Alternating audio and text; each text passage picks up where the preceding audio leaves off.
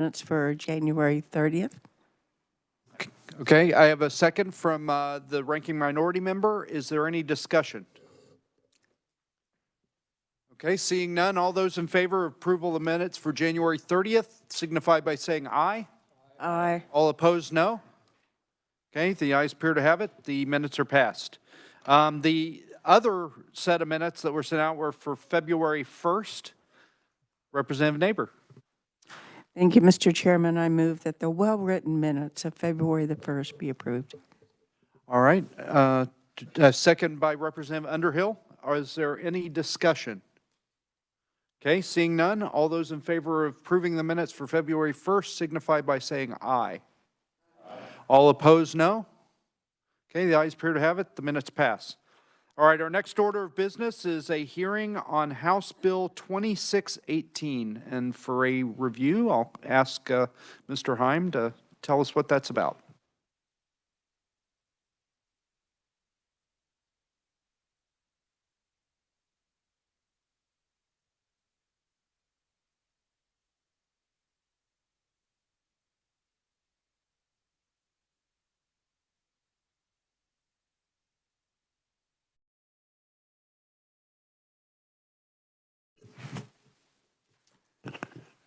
Mike Heim with the Revisor Statutes Office. This bill amends a law that was passed in 2021, which created a new crime of false representation of an election official. And the amendments, I believe, are intended, at least in part, to address some litigation that this statute has been a subject of. There was the language, if you look at the bill, the engaging in conduct that gives the appearance of being an election official is stricken, and there is some intent language added to the second prong of the crime and so on. Severity level 7, non-person felony carries a presumptive probation unless the person has 2 prior person felony convictions. So the Kansas Supreme Court issued an opinion in December of this past year, 2023, that said several groups, that some of which you will hear from today, had standing to challenge the statute in terms of vagueness and so on. So anyway, with that, I'll answer questions. Okay, are there any questions for the revisor? Representative Berquist. Just reading that last brief paragraph on the summary, that 2 prior person felony convictions doesn't have to be related to election fraud, but can be any. No, it's okay. Thank you. I mean, you got to be a bad actor to have 2 prior felonies. All right. Any other questions, Mr. Vice Chairman? Thank you, Mr. Chairman. To revise the bill when it's in, or when a prior bill has been involved in litigation, what is the effect of that? So does that make this applicable to the original bill and somehow changes the litigation status, or what how do you see it? Could change the litigation status, assuming that it's passed and so on. There would be no reason to proceed with the, if in fact this bill would fix what the folks that brought the lawsuit originally thought. I'm not sure that the bill as written satisfies everybody, though. Fair enough. I'm sure we're going to find out. Is there any other questions for the revisor? Okay, seeing none, thank you, sir. Our first proponent that I have listed is Mr. Clay Barker from the Secretary of State's office. Welcome back to the committee. Thank you, Mr. Chair. Clay Barker, General Counsel, Kansas Secretary of State. We are a proponent of this bill. It was drafted by the Attorney General, but we gave some input to it. Brief history on how this criminal statute originally came to pass. It was a floor amendment on the Senate. So this committee never heard any testimony on it. The Senate and state never heard any testimony on it. And so it was made on the floor, the Senate approved it, and then it came over to the House in a conference committee and was adopted. So this is why you all may not remember hearing anything about it. It was immediately the subject of a lawsuit, which is still ongoing. The statute has not been enjoined by the court. That means frozen, but it has never been used by any prosecutor, and it is a criminal statute. But there were some hints from the court that the language may be too broad. It may impugn First Amendment concerns. And to answer your question, Mr. Vice Chair, I think the plaintiffs, and I can't speak for them, but they may have two general courses of action. One is to say, okay, you satisfied our concerns, or they could say, nice try, but we're going to keep going. It's not good enough, but that's their call. Again, the Attorney General drafted this. It is a criminal statute, and it added an element that the person being charged has to have an intent for the other person to believe that they're an election official. Not just that's the result, but that has to be the intent of their actions, and that must be proved beyond a reasonable doubt in court. Now, a question that's come up is what conduct was being targeted by this bill or by this statute, and what it really gets to is two types that we've seen, and I put footnotes in our testimony. But one is the financial scam that occurs around election time where someone will call a voter. They're reading off a script, a very cleverly written script, where they never actually say they're an election official, but they give that impression.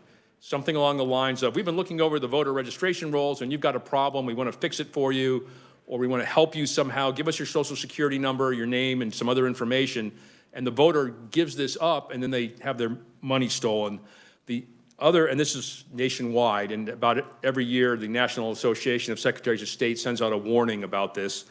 The other type is the people that go door to door and say that they're checking the voter registration rolls, they want to check your voter status, but they're trying to imply that they're election officials, but again, they don't actually say it. So this isn't express misrepresentation as a public official, it's sort of implied misrepresentation as a public official. And so we believe that the change to this bill will address the concerns that have been raised in court. We'll have to wait and see, but we stand in favor of this bill. And I'll take questions at the appropriate time, Mr. Chair. Okay, committee, I don't have any other oral proponents listed, so I'm going to go ahead and do questions now. So are there any questions for Mr. Barker? Representative Berquist. Back to my same line of questioning, is the level 7 what it was previously before this wording? Level 7 felony? I believe so, Representative.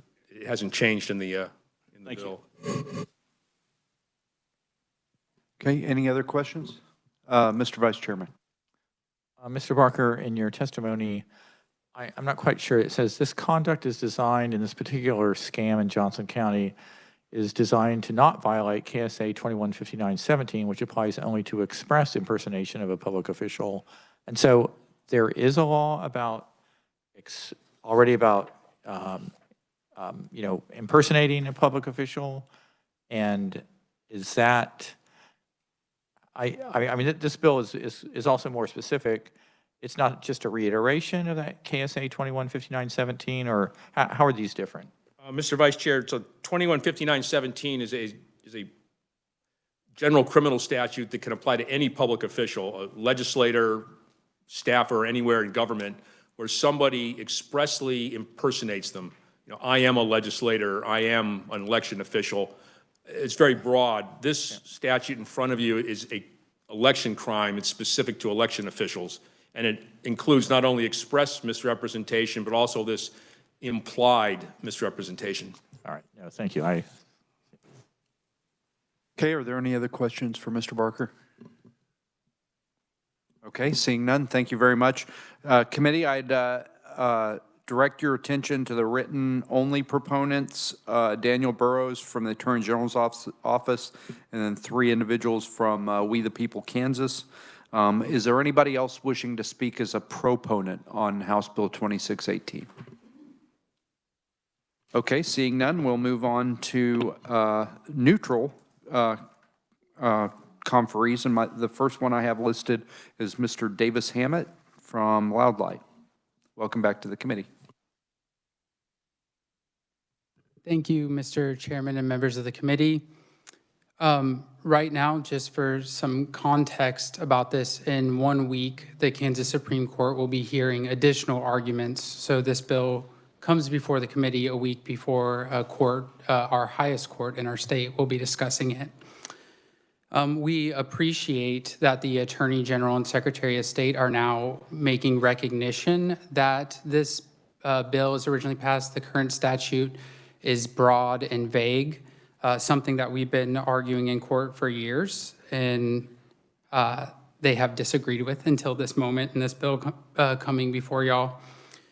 The concerns here obviously are free speech and more broadly, Kansans' ability to read the law and know if they're engaging in conduct that is legal or illegal. Before, as you can see on the bill, the stricken language, it is completely unclear of when someone would fall into the category of engaging in criminal conduct. But even under this bill, which would in many ways be an improvement, it's still not exactly clear what conduct is illegal. Because already, as was just mentioned by the vice chair, it's been illegal to impersonate a public official. This bill goes farther, though, in saying with engaging in conduct with the intent to cause a person to believe that the person engaging in such conduct is an election official. Well, what exactly does that mean? And I think the gist of our testimony on this is, if this committee cannot easily and clearly tell us that right now, what that conduct is, what it means to intentionally engage in conduct under this, then how can Kansans be expected to know whenever they've passed the line from free speech to criminal conduct? And that need for clarity exists in our other statutes that relate to this. I haven't been able to read the Secretary of State's testimony, but even them mentioning, if you were doing this to try to get people's private financial information or something like that, that's covered in other criminal statutes, which actually will often list out sort of who would be engaging in the activity and then the specific activities that are criminal, so Kansans can know when they have crossed the line from free speech to criminal conduct. So with that, more broadly, we recommend really this strikes part 3, but striking all of it except for representing oneself. Because again, if this committee cannot very clearly define what those criminal acts are under this, how can anyone else in Kansas be expected to decipher when they're beginning to engage in this criminal conduct? So with that, I'm happy to stand for questions when appropriate. Thank you. All right, committee, we're going to go ahead and have all the neutral conferees up before we start questions. And our other neutral conferee that I have listed is Ms. Seal King. Welcome back to the committee, ma'am.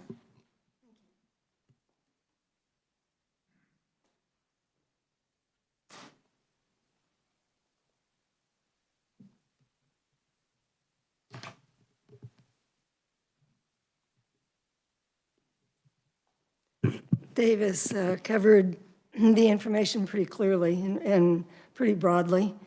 The only thing I'd have to add, first I should say I'm Seal King. I'm with the League of Women Voters of Kansas, and we are neutral to this bill. We are part of the lawsuit. We agree that this does improve the bill by taking away what might be inferred and creates the intent. The appearance of being an election official is gone, and it has to be an intent. However, there are other things in the bill, the original bill, that aren't taken into account on this. And one would be in KSA 215917 C1, there is a false impersonation. It's a Class B non-person misdemeanor. So there were 2 levels in KSA 215917, and we feel like there's not clarity when you go from a misdemeanor to a felony. And the vague language, again, as Davis pointed out, if we are at a tabling event and we have documents from the Secretary of State's office or our county election office for registering to vote, for applications to ask for a mailed ballot. With those kinds of documents on our table, would somebody possibly think that we are intent on saying that we are an election official? So I appreciate your hearing the case, and and I'll stand for questions at the appropriate time. All right, committee, are there any, well, first of all, I don't have any other neutrals listed to testify in person. Please take the time to look at Ms. Teresa Woody's written testimony from Kansas Appleseed. Is there any question for any of the neutral conferees? Representative Neighbor. Thank you. This is for Davis.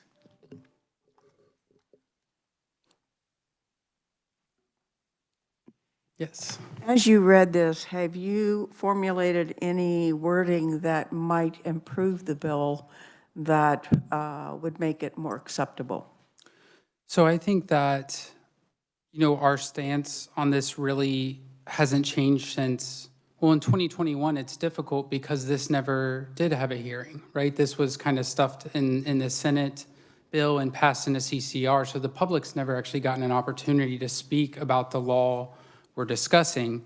And so, I mean, as far as formulating it, making it better, again, as I think the vice chair mentioned, it's always been, or, you know, for quite a while, it's been illegal in our laws to represent yourself as a public official.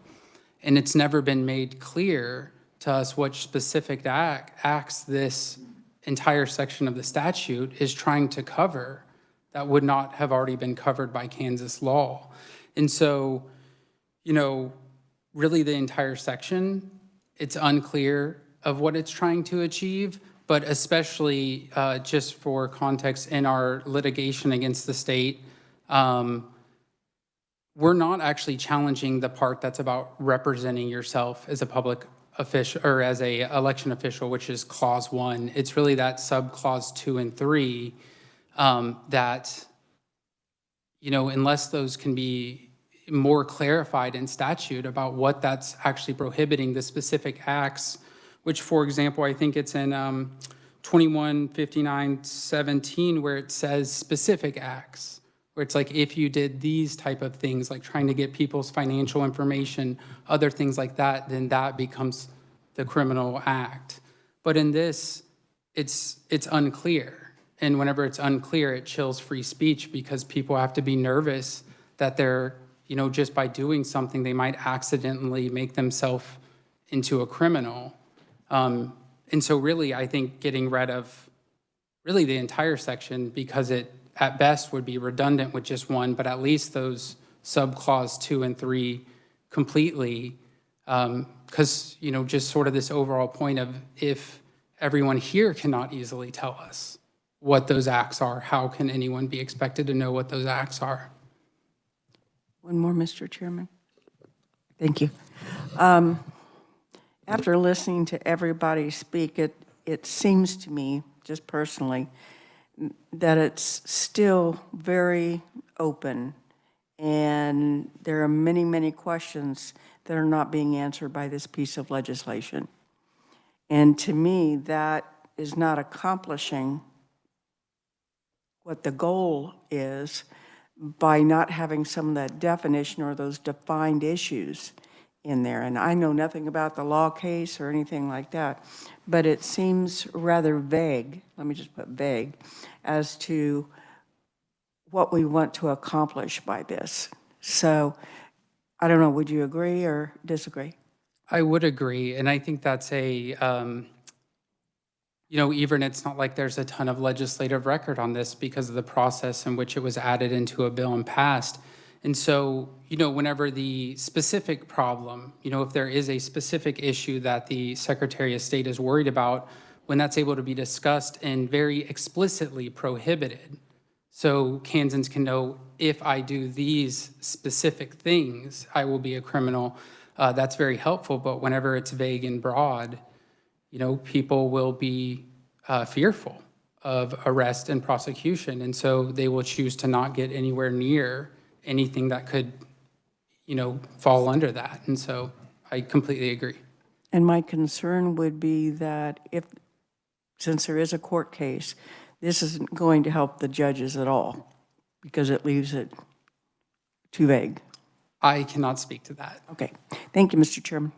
Thank you. Are there any other questions for the neutral conferees? All right, did you have a question? Yeah. Mr. Vice Chairman. Thank you, Mr. Chairman. Mr. Hammett, if you don't mind coming back up.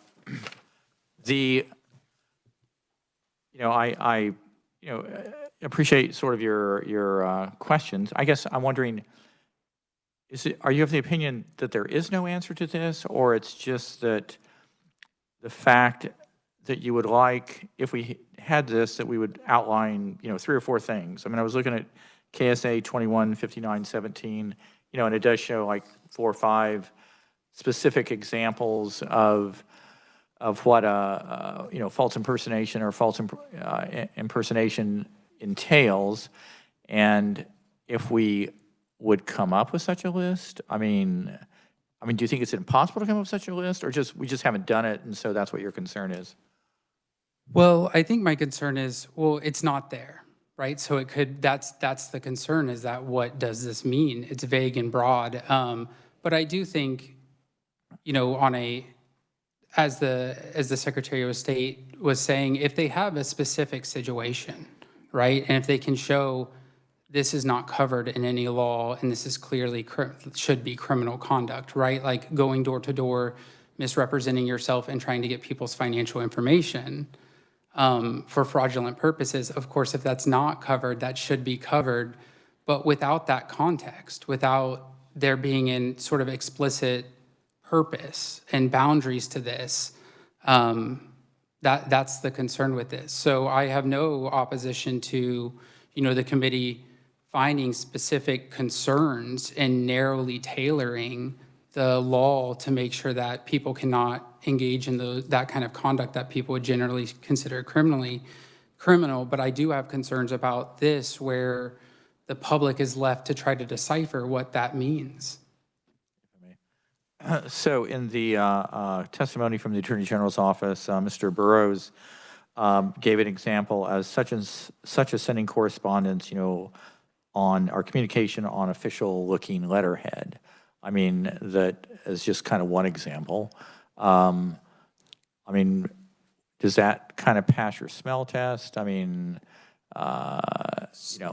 So I think that's actually an interesting example, because the state in different litigation is actually involved in a court case right now over that, which I believe the state agreed to. The previous Attorney General agreed that the prohibition on mailing ballots that were related to that was unconstitutional, and now they're appealing about pre-filled ballots to the 10th Circuit Court of Appeals.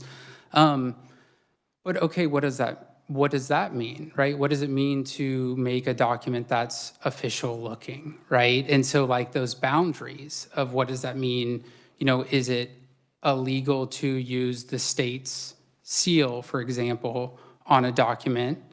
Okay, but then, as I think what was mentioned by the representative by seal with the League of Women Voters is, well, what if you're at a table and you're using the state's official voter registration forms that might have the seal on it? These are the kind of questions that the legislature needs to think through and carefully craft the bill so that citizens aren't left guessing where the line is between free speech and criminal conduct. So if I may, you said carefully craft a bill. So, if this bill was amended to have some specific examples, do you think it plausibly would reach muster with your group or with similar groups? Being around the legislative process for a while, I do not know what that theoretical language would look like. But I think more broadly, though, as I was saying, is if there is a sort of legitimate, substantiated concern, and then the legislature works to address that specific concern, that's something we're open to. But the broadness here and the lack of clarity for the public is the concern with this entire part of the statute for us. Just in closing, as a person who went door to door in 2020, I would have people again, this was more the sort of ballot, applications, but, people come chasing after me. It's like, why is the county sending me 4 ballots and all this jazz? And again, I mean, even though it was kind of clear to point out the error, I mean, sometimes you have things that are much more devious that, where there is the intent, where somebody is trying to kind of misrepresent, but it's not overt, perhaps. I mean, I would hope we could find a balance and make this work. Anyway, thanks. Are there any other questions? Representative Dodson. Thanks, Mr. Chair. Can you stay up, please? So there appears to be 2 pieces here. One is falsely representing, and the other one is what I would call causing something illegal to happen.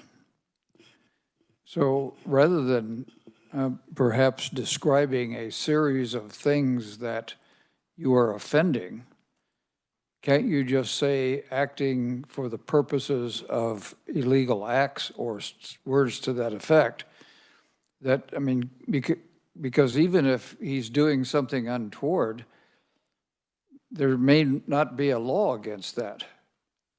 So, I mean, the purpose of what he's doing then is to commit an illegal act, which is covered under many other statutes that exist. So I would have to, I mean, for that specific example, I know I think it is the 2159-17, which talks about some of where you might assume a false character to try to perpetrate something that would be illegal, would be covered. And so I guess that's the context that I'm saying. I mean, if someone's engaging in a legal act, regardless of the statute, they're engaging in a legal act and it's a crime, whether they're impersonating someone with it, which might make it an additional crime or not, if they engage in a legal act. Our concern with this is it is creating a new illegal act, and we are not exactly clear on what that illegal act is. Thank you. I'm sorry, Representative Neighbor for a second time. Thank you, Mr. Chairman. As we've had this conversation, my concern is rising because I know recently I received an email that said, did you buy this and your card has been charged? And then I look down at the bottom and there's misspelling and there's stuff like that.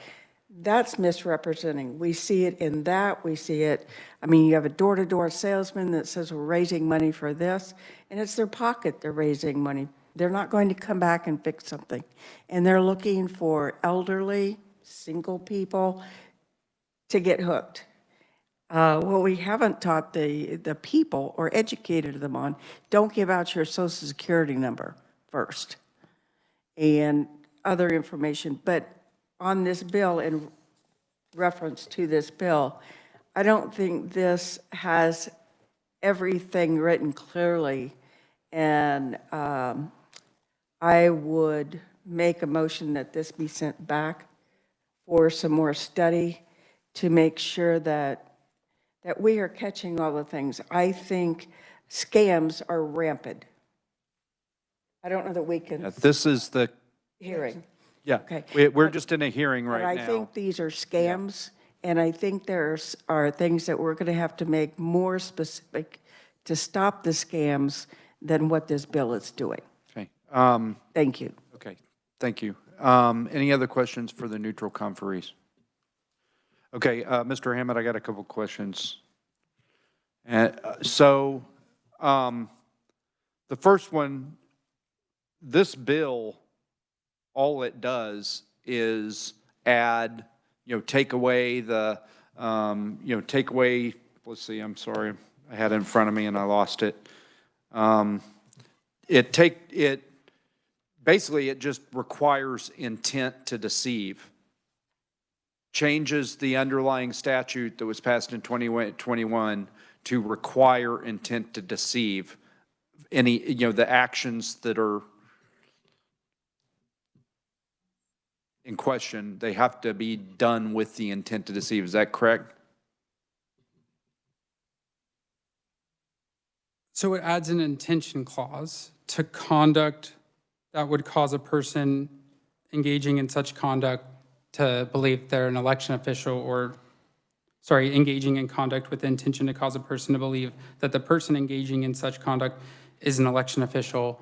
And so I guess even with the intention, it's what is that conduct? It strikes, gives the appearance, which was one of the concerns that was raised. It strikes, gives the appearance, so that you can't unintentionally fall into this. You have to be intending to cause a person to believe that you're an election official by your actions in order to be subject to the statute. Is that not correct? So it sounds like you're describing representation. And so I guess, like in this is what I'm Reading trying the language of the bill is what I'm doing. Well, I'm trying to understand what is this is sort of the clarity point is, when have you crossed the line from representing yourself to what is that conduct that is not representing yourself, but is now criminal under this? And that's, I guess, my point is like, what is that conduct? I'm reading the bill, and I think that it's pretty clear with this change that's written into the bill. I mean, we've been talking about a lot of things that are outside of what this bill actually does. What this bill actually does is take away the possibility that you could be charged for just giving the appearance and replacing it with the fact that you have to have the intent to cause a person to believe that the person engaging in the conduct is an election official. You have to intend to try to make a person believe you are an election official in order to be covered by this statute. And so you keep saying vague, and I don't understand why that's vague. So I think with the intent clause, we're getting at sort of the success of a prosecution. Of course, think of the context more broadly. We're a big state. And so if someone were to go out and be arrested for this, right? It's not like in the act of arresting, you're proving intent. You're arresting someone, and maybe, however this will play out, but the concern is, for me, for others, it says, well, what might get a sheriff to read this as thinking that I'm engaging in conduct of an election official, which then the intent clause, comes later. But it's what is that conduct that might subject me to being arrested, to then going into the process of proving intent. And then my other question, I remember vividly the aftermath of this bill when we passed it in the House. And your organization, the League of Women Voters, several other organizations were saying that you couldn't engage in voter registration because you might be subject to prosecution under the statute. And the reason I remember it vividly is because literally the same week that you guys made that statement, my local League of Women Voters was doing voter registration. And so my second question, to use a quote that you frequently use in this committee, is your concerns about this not a solution in search of a problem? If you guys are still engaging in the conduct that you say might be ensnared in this? So we have not engaged in direct voter registration through the course, and that is we still have not been issued an injunction, although in a unanimous Kansas Supreme Court decision in December, Justice Stegall agreed that we have a real fear of prosecution under this. So that is why, we hope for a speedy resolution so that we can get out there and start registering voters again. But yeah, until we have that clarity, we cannot in good conscience send out people to potentially be arrested across the state. And to this point, we've been offered sort of no relief and no clarity or assurance that such a prosecution or arrest wouldn't happen. So thank you. I'd ask Ms. King the same question, or a similar question. Is the League of Women Voters still engaged in voter registration with this statute in place? Our president and co-presidents at the time that this lawsuit started put out a note to all local leagues and league members that we would not be registering voters anymore until we had either an injunction or a lawsuit that came in our favor. And so what we do, though, is we still table often, and we provide information to the public about the timing of elections, the deadlines to register, to get an application for a mailed ballot in, who's going to be on the ballot, and many other factors, and tell them they need to register to vote. We often provide a QR code so that person can go to the source where they themselves register themselves to vote. And of course, when we say register to vote, it's not us, not the league, it's not Loud Light, it's not the person individually that's registering to vote. It's always the county election office. They are the ones that actually take that information and register the person to vote. So that's been the constant wording from our president and co-presidents over the years, and that's where we continue. We are not registering people to vote. Right. Yeah, Representative Berquist. Thank you, Ms. King. What prevents the league or other organizations from posting a sign at their registration table that we are not official election workers? Some of our leagues made up some buttons that said we are not election officials. And then our lawyers, our attorneys said that we probably shouldn't be using those. Okay. So for whatever reason, that is not wording that we have tried to use. One more question. Do league members, for instance, work as election workers during the election days? Yes, definitely. Okay, thank you. Representative Collins. Thank you, Mr. Chair. So if you say right now you're not doing any voter registration, if this were to pass or something to clarify things better, would you go back to helping people register or to registering people? If this came through the committee, through the House, through the Senate committee and Senate and signed, again, it's an improvement. I don't know, without talking to our attorneys, what we would be doing. Okay, yeah, I can understand that. You got to check with the attorneys before you do anything, but thank you. Thank you. Before you take off there, I got a follow-up. So you said, and I agree with you, technically it's true. When I give people a form to register to vote, or you give them a QR code, or they show up at the election office, none of those people are registering that voter to vote. It's the actual election officer at the election office who registers them to vote. So your subordinate or your subordinate leagues in the counties, they're going around now and they're giving folks the means to apply to register to vote. Isn't that correct? They're giving them the information for what website to go to.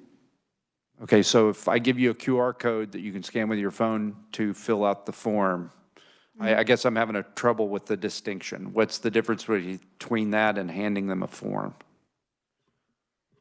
We are not facilitating the actual filling out of the form. We don't handle the paper. We don't take, where we used to collect hundreds of applications to vote,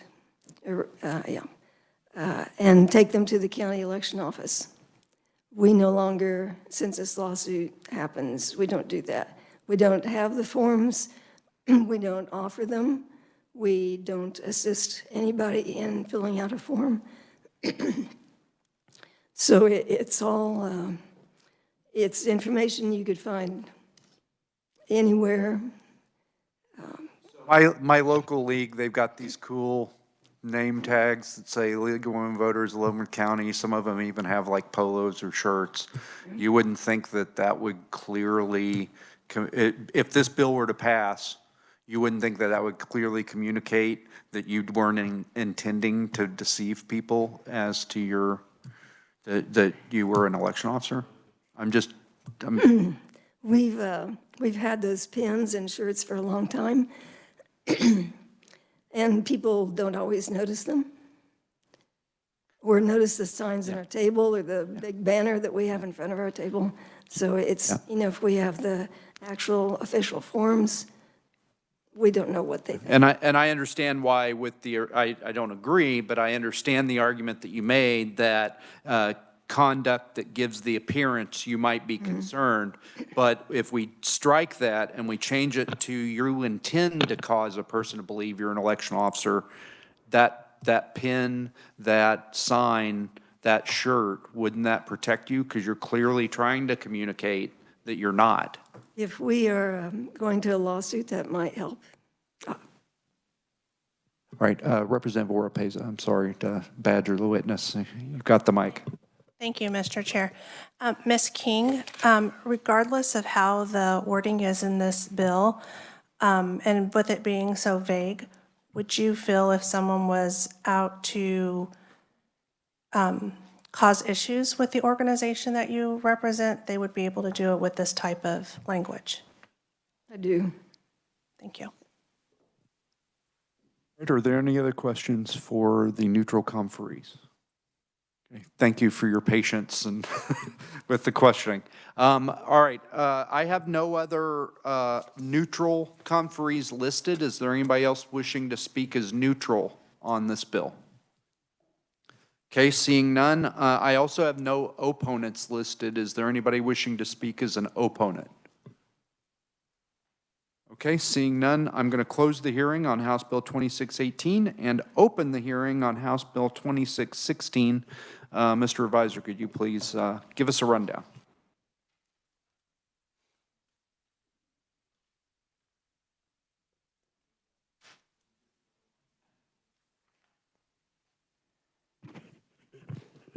Mr. Chairman, members of the committee, I passed out a copy of the bill and a couple of statutes that are relevant in terms of poll workers. I didn't think you needed a summary because the bill itself is the summary. Basically, what the bill provides is neither Secretary of State or any county election officer shall disqualify an individual from serving as a poll worker in an election on the basis of residency or registered voter status if the individual is an active military member, the spouse or other dependent of an active military member, or is enrolled on a full-time basis in a public or private post-secondary educational institution located in the state. So it basically would allow these folks to serve as poll workers, and they would not have to be residents and so forth. The statute 252303, it's where the county chair of each central committee basically recommends to the county election officer people to serve in these positions. And then 2804, which is the second statute, each person recommended should be a resident of the area and so on, and requires that they have the qualifications of an elector, which means registered to vote. Are there any questions for the revisor? Okay, seeing none, thank you very much. My first proponent that I have, actually my only in-person proponent I have listed is Ms. Kim Borchers. Welcome back to the committee. Well, good afternoon. My name is Kim Borchers, and I'm here as a citizen in support of House Bill 2616, and I want to thank you, Chairman Proctor. And before I start, too, I also want to thank all of you who have served in the military. This has been an insightful exercise for me in regards to the impact of what service means to families at home and also for those who are actively serving. This is not a silver bullet. This is not a silver bullet to make sure that we have all of our polling locations filled. But I do believe that it is a tool in the toolbox of our hardworking election commissioners and their clerks. In 2018, in the general election, around 6 in 10, that's about 58% of U.S. poll workers were ages 61 and older, including roughly a quarter of them, 27%, were over the age of 70. And that's from Pew Research. The United States Election Assistance Commission survey data shows that nearly 65% of those jurisdictions that were polled reported that it was difficult or somewhat difficult to obtain poll workers. And the more populous the areas, it got higher. It was 88%. So that tells you our rural communities, folks are really committed to working the polls. It's harder once the cities get bigger. So for this reason, it makes sense that we might provide a small carve-out for those who can't currently serve as poll workers, our armed service community and college students. I think I'm going to say something that's just pretty clear. Our military spouses are an integral part of our armed services community. And they often face some unique sacrifices and challenges in their personal and professional lives due to frequent relocations. I've lived in Topeka, Kansas for almost 27 years in the same house. I feel so fortunate. But when you look at the recent data, many of the families that are impacted, they are being uprooted every 2 to 4 years. Okay? The Institute for Veterans and Military Families survey showed that 72%, I found this to be astounding, 72% of active duty personnel and their spouses required an absentee ballot because they were not registered to vote in the same place they resided. By allowing military families to serve as poll workers, we can provide them a valuable opportunity to contribute to their local community, but also to connect, even if it's just for 2 years. So let's take a look at our college kids, right? I've got one in college at Liberty University. I think I mentioned this when I was here 2 weeks ago. This poor kid was here at the first Americans for Prosperity Meet Your Legislator. So if that tells you he's 18, he's about to turn 19 this year. He can't work as a poll worker in Virginia because they have the exact same law we have here in Kansas because he's registered to vote here. And I want him to stay registered to vote here. Our young people, they are the future of our nation. We want them to possess a strong sense of civic duty besides just that of voting. Survey data shows that 70% of college students register to vote in their hometown, while only 28% register at their school address. So the way this bill works, if you have a student who is from Wichita, Kansas, and that's where they're registered to vote, but they go to school at Washburn, they can't be a poll worker here in Shawnee County. So by allowing college students to serve as poll workers, we can empower them to take an active role in shaping the future of our democracy and build out some experience and valuable skills and insights into our electoral system, and also planning in them the role of civic engagement. So by allowing military families and college students to serve as poll workers, we can address the pressing issue of poll worker shortage in our state. We hear a lot of complaints from our constituents that, well, there's no polling place, there used to be. It's not because people don't want to have polling places, it's because they don't have poll workers. And please forgive me if I said this 2 weeks ago, but in Shawnee County, right before the local election, we had 60 people who canceled on Friday before the Tuesday election. That can cause a real hiccup when you're trying to run an election efficiently. I'd like to emphasize that both the armed forces community and college students are filled with some highly motivated people. They're capable individuals. They have different perspectives and skills to bring as poll workers. And I think their diverse backgrounds and experiences will enrich the electoral process. And let me end by saying this. The modification to the current law that's being proposed in no way should negate any other safeguard that we currently have in place to ensure that we have secure elections. So I want to thank you for the opportunity of being here. I would also say this, we have so much polarization in our world today. I think this is one piece of legislation, whether you're on the right side of the aisle or the left side of the aisle, that we could come to common ground and say, I think this would be a good thing to do. So thank you so much for your service, and thank you for allowing me to be here, and I'll stand for questions as you need it. All right. Committee, this is the only oral testimony I have listed, so I'm going to open questions. Does anybody have any questions for the conferee? Okay, well, I've got a question. Well, really more of a comment. you raised at the end the concerns about election security, and we probably all had this conversation with our constituents. The best way to improve voter confidence is to have a person be a poll worker. I mean, because when you actually see how the process works and all the safeguards that are in place, it really does make you think, wow, there's not a way to hack this. I mean, there's not a way to corrupt this process. So the more people we can get to participate, the better.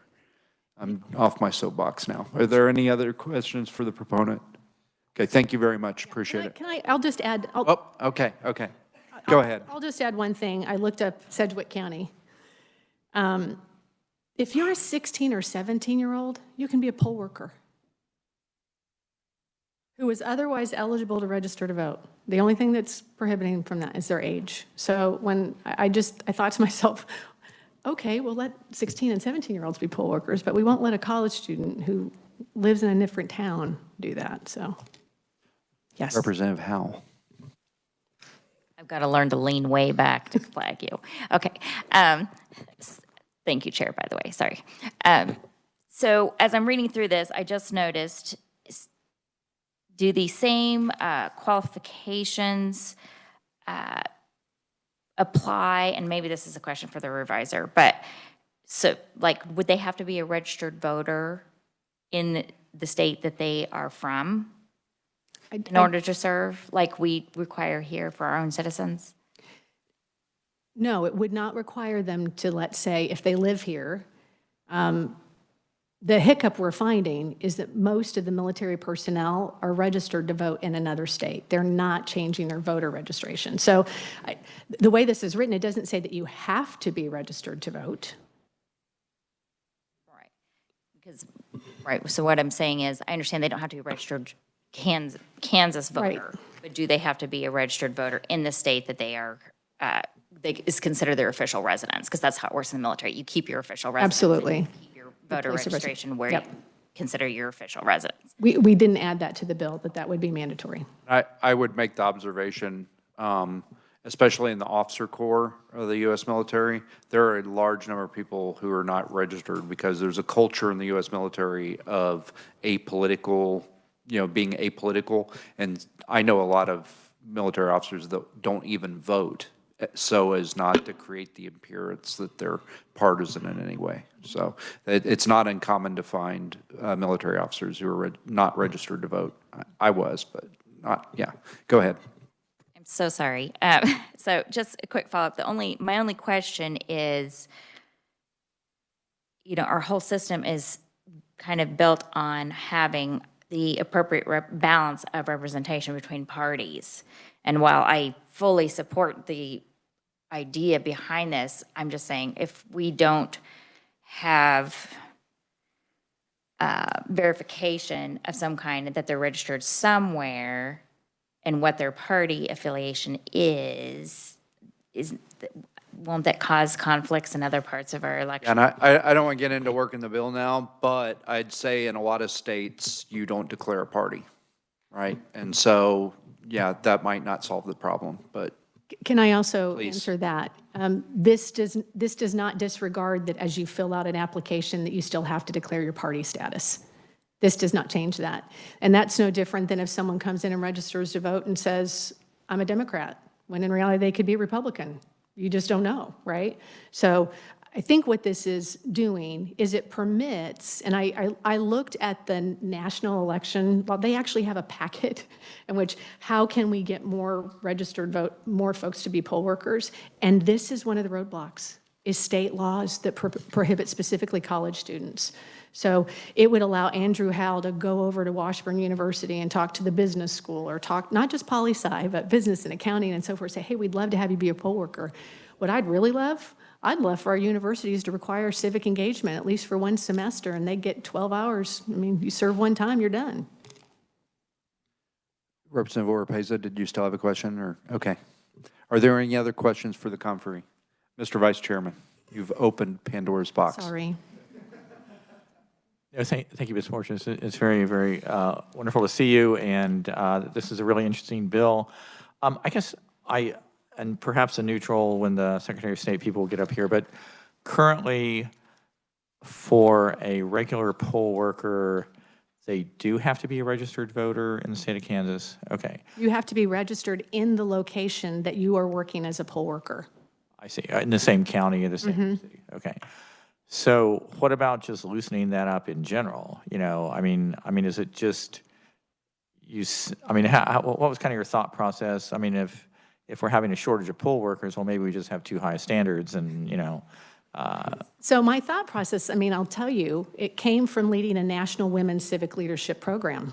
And I had military spouses in there, and one of the assignments is to sign up to be a poll worker. And every single military spouse told me, well, I can't. And I said, well, is it the federal government that's prohibiting it? And they said, no, it's our state law. So that's when I looked at the law and then went to Chairman Proctor and I said, what do you think of this? Specifically having been former military. And he said, Kim, I never really looked at that before. And so that's the impetus of this. And I didn't really realize the college kids. I mean, that was a shocker to me. And quite honestly, from a voter roll standpoint, you want to keep your voter rolls clean? Don't have college kids, you know, registering here in Shawnee County where they live in Wichita and then they're changing their address every time. I mean, to me, this is the best gift to get them to participate without having them kind of mess up or, you know, your voter rolls when they're really living in Wichita. So hopefully that answers your question. So then my second question, though, would be, as far as on college students, I mean, you know, activist groups are very notorious for using college kids to be their, you know, activists, you know, and I mean that, you know, military people have a certain sort of, I don't want to say respect, particular respect, but just, you know, it's not a flaky thing to do. Being a college kid, anybody can be a college kid. I mean, it doesn't, you know, you just got to register. And so how would you have any concerns that somehow the college standard that, you know, you could get people, I mean, I don't know really how they could game the system exactly, but I would still be concerned, you know, what if you had 20 bunch of college kids and they're all from, you know, like Mr. Hammett's group, you know, I mean, you know, just, I don't know, you know, it could raise questions, No, you know, and so. I think that's a legitimate question. And like I said, this is not a silver bullet. This is a tool in the chest of an election commissioner. And I am a poll worker. And you rub shoulders with lots of people, right? And most of us don't know what our party affiliation is until someone comes in and they go, oh, I need a Republican or oh, I need a Democrat. And I'll tell you, I think it's the most Americana thing you can do where you've got Republicans and Democrats who really, they're just committed to having a really secure and safe election. And we've had young kids come in from Washburn before, and you know, it's good for them to be with. It's multi-generational. So you're not forced to accept the college student. It just allows you to have that as an option if you're seeing that poll worker recruitment is a challenge. You're welcome. And Mr. Advisor, you can correct me, please correct me if I'm saying this wrong, but when we looked at the statute, the law just says registered to vote in the state of Kansas, but a lot of election commissioners and a lot of clerks have been adding additional requirements like having to be a qualified elector in that county. And so this is written in the way it is to prevent them from preventing, you know, military dependents or service members or students from being workers. Now, they might, you know, look at the guy and like, yeah, I don't think we want you. That's, you know, they have that discretion, but they can't disqualify them because they're a college student or because they're, yeah, not registered in the state of Kansas. All right, any other questions for the Comfrey? Okay, seeing none, you're off the hook. Thank you very much for coming to the committee. I don't have anyone else listed as a proponent. Is there anybody wishing to speak as a proponent on this bill? Okay, seeing none, I'm going to move on to neutrals. I have nobody listed to speak on the bill. Is there anybody wishing to speak on the bill?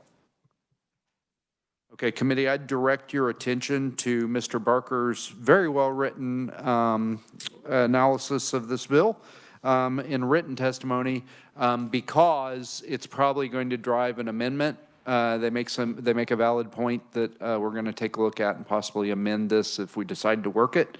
Is there anybody else wishing to speak as a neutral? Okay, and I have nobody listed as an opponent. Is there anybody wishing to speak as an opponent? Okay, seeing none, I'm going to close the hearing on House Bill 2616. All right, committee, we have a little bit of time, so I would like to try to work before we get out of here. House Bill 2603, and Mr. Revisor, could you remind us what that's all about?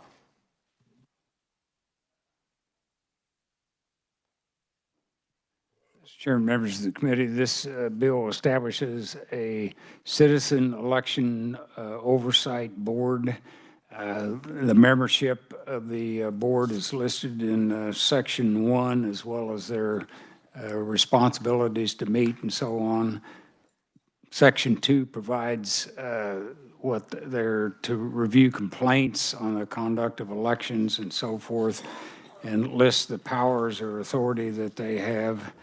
And Section 3 requires that they prepare and submit an annual report to the legislature and the governor. And it also has a sunset provision of 2029, basically January 2029 is the sunset. All right, are there any questions for the revisor on what this bill does before we? Okay, the chair will entertain a motion on this bill. Representative Underhill. I do have an amendment, so Okay, I'll go ahead and introduce motion to accept 2603 favorably. Okay, do I have a second? Okay, second from Representative Berquist. And I'll open discussion. Representative Underhill, do you have some discussion on this bill? Yep. I apologize for missing the hearing on this. That was a few days when I was horribly ill, but there was some concerns regarding this board and what they could do, so it was amended in there to include that nothing gives this board the power to overturn an election, and then it also had some clarification on the amendment that was requested from everybody in here that included some on how you become appointed and be a qualified political party and that sort of thing. And then it looks like we just cleaned up some wording, so. So we have a motion to amend. Do we have a second? Okay, second from the ranking minority member. Is there any discussion on or questions for the representative on the amendment?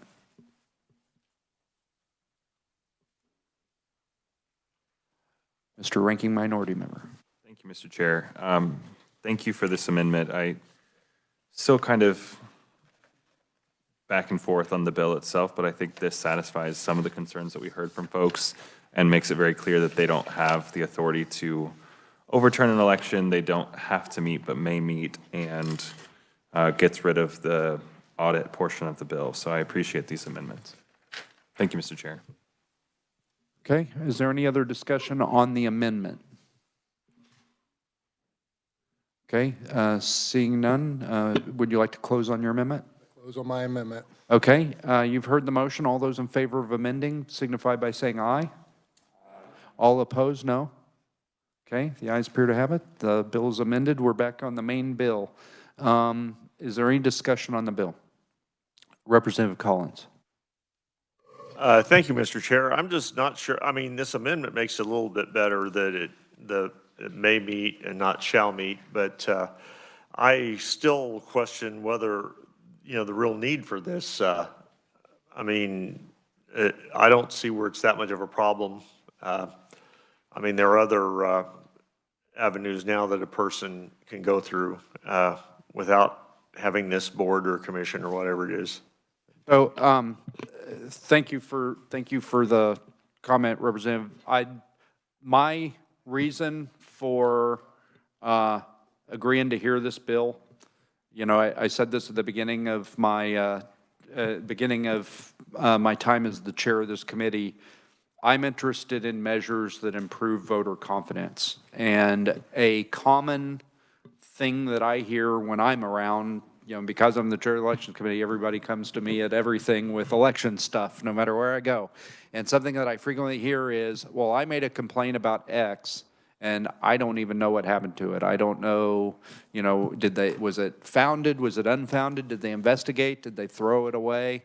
And so one of the things that this bill does is create a transparent platform where people can go and see what happened with their complaint. And so if for no other reason than that, I think it's beneficial, but I think that the other thing that it does in terms of creating a public hearing process where complaints may be reviewed, if a lot of people are fussing about, I remember a couple of years ago in Johnson County, one of the vote marking devices, when you would push the button for one person because it was miscalibrated, it would mark the ballot for another person. I've heard that about 5,000 times. It would be wonderful if somebody would have a public hearing where they would bring people to talk in public about what happened so that it got aired in the public and everybody knew what happened. I think that would improve voter confidence. That's why I'm going to support this bill, and I think it's a good idea. Representative Neighbor. Thank you, Mr. Chair. I think some people also look at it as another government agency that we're adding on. And it has really no power. It's a listening power. Listening is important. But we have a lot of people who ask a lot of questions and choose not to read a paper, choose not to listen to you, choose not to listen to the media, and keep their own ideas. I see them every day. And I don't know that this is going to handle that problem because you can't reach all the people all the time. So I just see it as another level of government that I'm not sure we need, and I don't know, because it's not been in place, if it will work or not. So thank you. And I would point out that it doesn't create any more state employees. These people are only paid for their travel, not for their time. But I understand I do understand your comment. Is there any other discussion on this bill? Representative Underhill. I just wanted to add that we took all of that into consideration, but really it came back to the voter confidence and the constant of, hey, I made a complaint, where did it go, what happened, that sort of thing. So that's really the reason for this. And similar to the representative across from me, we're not sure if it's going to work, but we hope that it will, or it'll help. Representative Howell. I just wanted to thank you, Chair. Just kind of for the good of the body, remember that there is a sunset in this, and I think that is a good balance of attempting to use this as a tool to reassure the public and give them a voice and an area to be heard, but yet also, if this turns out to be a big, the public doesn't use it, it doesn't work out as intended, then it's going to end on its own. So. Representative Dodson. Thanks, Mr. Chair. I talked to Representative Howerton about this, I guess, last week sometime. I just wanted to make sure that nothing in this bill would delay or halt the transmission of that request to the Secretary of State's office. And I was assured it did not. So, I think if we worry about layering, this would not get in the way of ordinary process, but it would, I think, illuminate things at the local level. Thanks. Mr. Vice Chairman. Yes, I would kind of second what Representative Dodson said. I mean, part of my concern with the bill is just that there is sort of an established procedure that people are supposed to complain to the Secretary of State's office, that they do. It seemed like the Secretary of State's office had not really done a thorough job of tabulating complaints and sort of outlining what happened to them. And again, of the scores of questions that come up during an average election, the ones that actually seem like, they are criminal in nature and not just some, muffed procedure that, some poll worker just didn't know quite what to do correctly. Yeah, but I definitely like the intent of this. I'm glad there's a sunset with it. I mean, again, I do wonder about how this is going to interplay with the really knowledgeable officials at the Secretary of State's office, who have sort of the current duty to follow up on complaints. And so, I have sort of mixed feelings, but overall, I think we're going in the right direction. So. And I'd also make the observation, I can't remember who said it, somebody made the statement that the board doesn't really have any power. I think that the fact that it is appointed by elected officials and it is an official body, they have the power to make recommendations to the Attorney General's office to investigate something. They can find something founded, unfounded. And I think that there's power in that. They're an official body of Kansas citizens that are taking an independent look at these complaints. And if they find something founded and recommend to the Attorney General's office that they investigate, I think if this thing doesn't turn out to be a kangaroo court or a circus, a public platform for craziness, then I think that it will. I think that it does have power. And I think that the fact that these folks are going to be handpicked by the elected officials probably, in leadership, probably increases the probability that this is not going to turn into a circus. So I think overall it's a good thing. Any other discussion on the bill? Representative Howell. Thank you, Chair. Just really quick, just this weekend, I was at a meeting and the topic was elections, and had a constituent that raised something that they had seen at the polls in the past, actually as an election worker. And they felt like when they spoke with, not to throw anybody in the bus, but spoke with the Secretary of State's office and other places, they did not feel heard and they did not get feedback and they felt blown off. And so it was just a reminder of why we're having this discussion and in consideration of passing this bill today. All right, Mr. Vice Chairman. Just one final, I do want to reiterate what Representative Howell said. I think the sort of diversity of this group, you arguably would obviously have a Republican Democrat, but a Libertarian, somebody from the No Labels group, presuming they get somebody on the ballot. You have representation with both the majority and minority parties in the House and Senate.